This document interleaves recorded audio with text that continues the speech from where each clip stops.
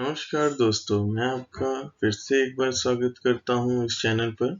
आज हम लोग सीखेंगे conversion of private limited company into LLP. इसके बारे में दोस्तों हम कुछ बैकग्राउंड इसके बारे में जानते हैं। तो इसका बैकग्राउंड क्या कहता है दोस्तों, कि कई सारी कंपनीज है जिनकी इच्छा है कि वो अपने आप को एलएलपी में कन्वर्ट करा लें।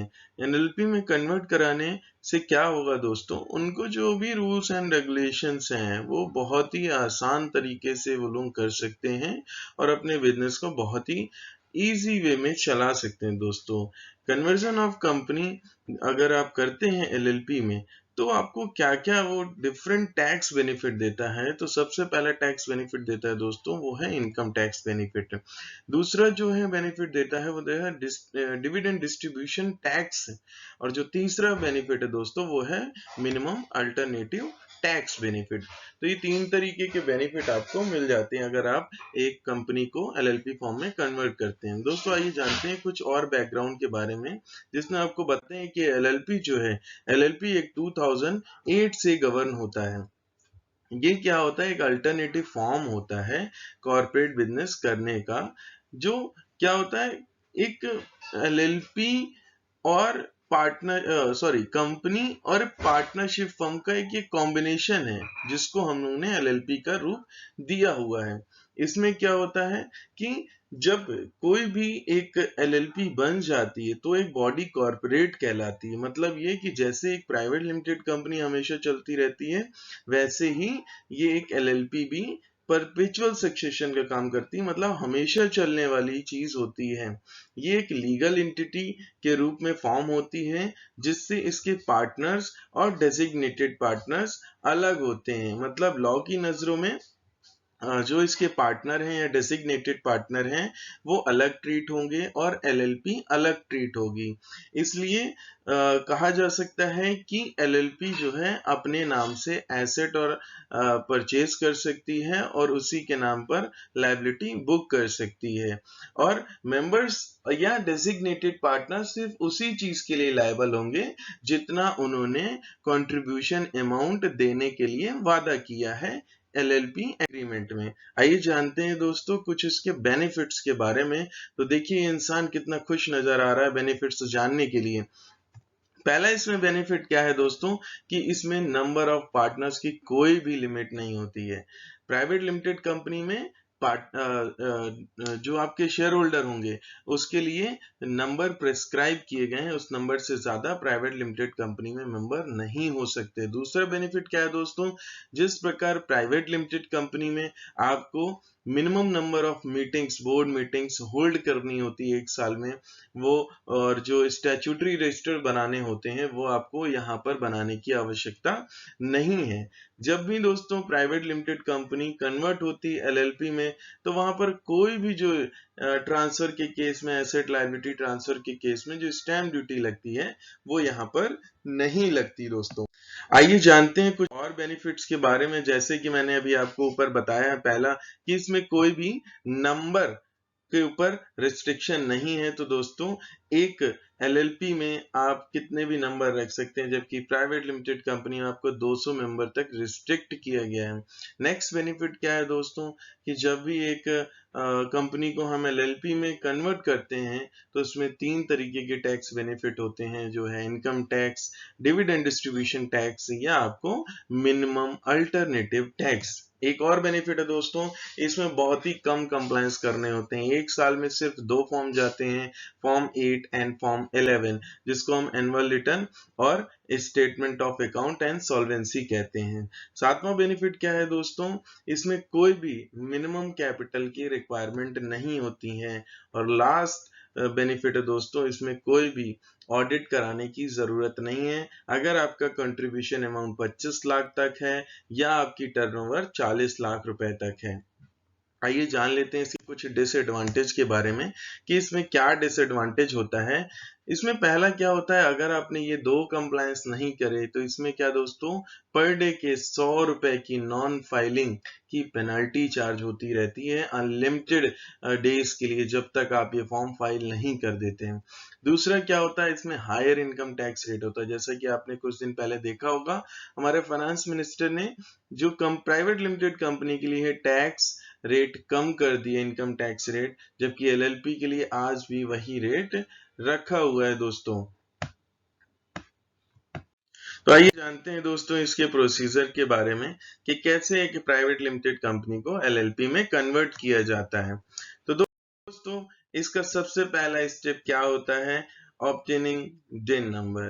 तो दोस्तों सबसे पहले आपको डिन नंबर लेना होगा। अब कुछ लोगों के माइंड में यहाँ पे आ रहा होगा कि प्राइवेट लिमिटेड कंपनी है तो इनके पास डिन तो होगा ही, लेकिन दोस्तों मान लीजिए किसी आप नए व्यक्ति को पार्टनर या डेसिग्नेटेड पार्टनर बना रहे हैं अपने एलएलपी में, तो उसके लिए तो आपको डिन पहले लेना ही पड़ेगा, और डिन जब इनकॉर्पोरेशन के टाइम पे ही आज मिल जाता है।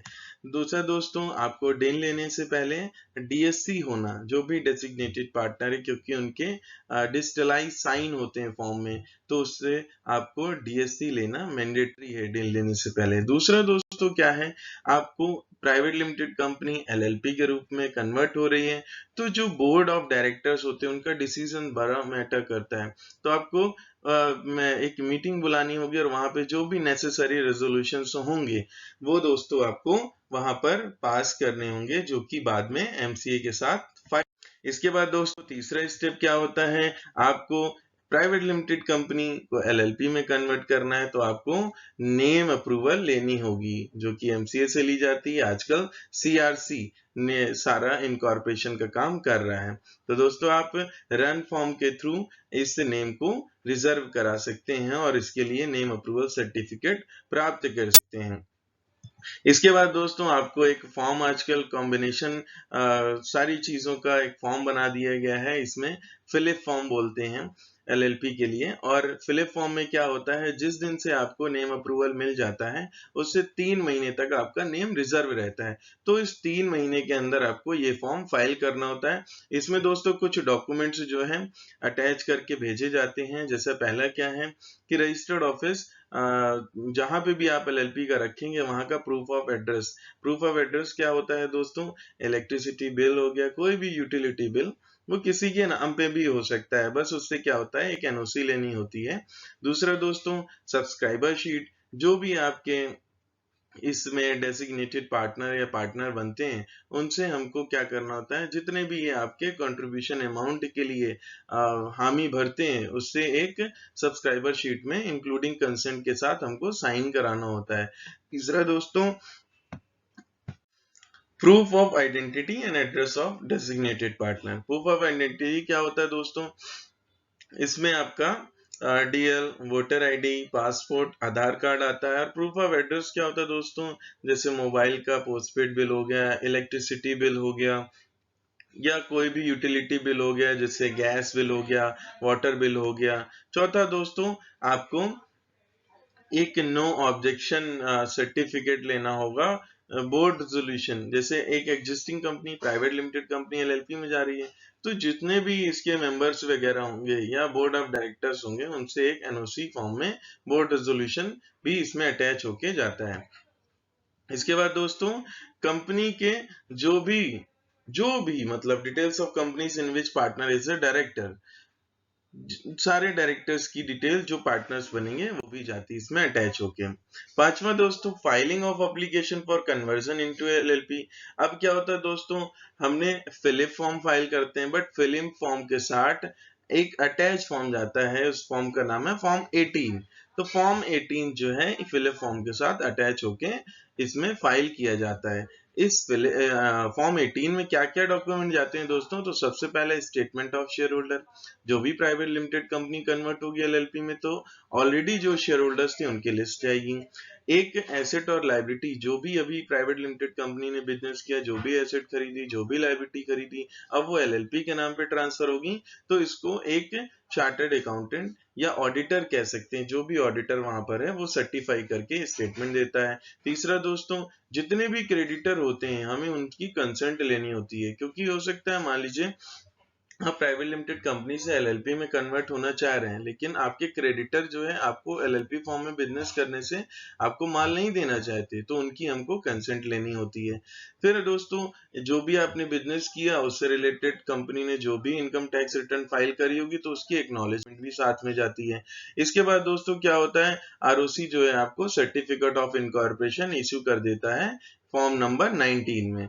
तो दोस्तों, इसके बाद क्या होता है, जैसे ही आपको ये सर्टिफिकेट मिल जाता है तो आपके एक प्राइवेट लिमिटेड कंपनी एलएलपी बन जाती है। अब एलएलपी का क्या काम होता है, जैसे आपकी प्राइवेट लिमिटेड कंपनी जो है memorandum of association, article of association से चलती है, तो इसमें एक एलएलपी एग्रीमेंट होता है जो सारे डेजिग्नेटेड पार्टनर और पार्टनर साइन करते हैं। तो वो हमको फॉर्म नंबर 3 में विद इन 30 डेज, 30 दिन के अंदर, जिस दिन से हमको वो एक सर्टिफिकेट नंबर कौन सा जो 19 में देते हैं, आरओसी की तरफ से इश्यू होता है, उसको उससे 30 दिन के अंदर आपको ये एग्रीमेंट आरओसी के साथ फाइल करना होता है। आइए दोस्तों, कुछ और जानकारी मैं आपको बता दूं।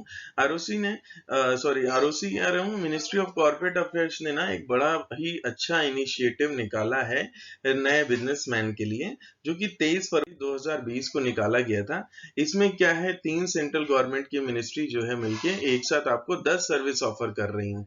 और 3 सेंट्रल गवर्नमेंट मिनिस्ट्री दोस्तों वो कौन कौन सी है? मिनिस्ट्री ऑफ कॉर्पोरेट अफेयर्स है दोस्तों, आपका मिनिस्ट्री ऑफ लेबर है, department of revenue in the ministry of finance है, and the one state government है वो है महाराष्ट्र की। अब आप पूछेंगे चौथा स्टेट गवर्नमेंट सिंगल महाराष्ट्र को क्यों लिया है? तो दोस्तों ये सिर्फ प्रोफेशनल टैक्स रजिस्ट्रेशन के लिए है, जहां पर प्रोफेशनल टैक्स रजिस्ट्रेशन होता है तो अभी सिर्फ इन्होंने महाराष्ट्र गवर्नमेंट ने प्रोफेशनल टैक्स रजिस्ट्रेशन देना इसी के साथ अलाउ किया हुआ है। तो दोस्तों इसमें आपको क्या क्या चीजें मिल सकती है? इसमें आपको इनकॉर्पोरेशन हो सकता है, आपकी जो भी कंपनी है, आपको एक डेन अलॉटमेंट भी इसी के साथ हो जाता है, आपका पैन भी इसी के साथ इशू कर देते हैं, टैन, पीएफ, ईएसआई। इसके साथ दोस्तों आपका प्रोफेशन टैक्स, जैसे कि मैंने अभी बताया, सिर्फ महाराष्ट्र वालों के लिए। दूसरा दोस्तों आपको बैंक अकाउंट असिस्टेंस भी मिल रहा है आजकल। आजकल क्या है कि वहां पर मिनिस्ट्री ऑफ कॉर्पोरेट अफेयर्स ने 1920 बैंक्स के साथ कोलैबोरेशन किया है, वो कंपनी बनाते समय ही वहां पर दिखाई देते हैं। आपको जिस बैंक में खोलना है अकाउंट, आप उस बैंक के कर्सर ले जाके उसको क्लिक कर देंगे। इसके बाद आपका उस कंपनी खुलते साथ ही उसी बैंक में आपका अकाउंट खुल जाएगा। इसके बाद दोस्तों अगर आपको जीएसटी चाहिए तो आप जीएसटी के लिए भी इसी फॉर्म में अप्लाई कर सकते हैं दोस्तों।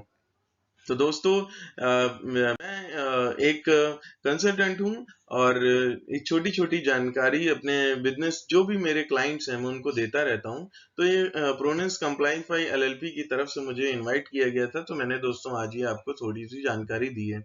आपको अगर और कोई जानकारी चाहिए तो दोस्तों आप www.ipronence.com पे विजिट कर सकते हैं। अगर दोस्तों आप और कोई जानकारी लेना चाहते हैं तो आप हमें इस नंबर पे कोऑर्डिनेट कर सकते हैं। हमारा नंबर है 8178337163। और दोस्तों अगर आप कुछ हमें सजेशंस या कुछ आपकी क्वेरीज हैं और हमें आप मेल भी कर सकते हैं।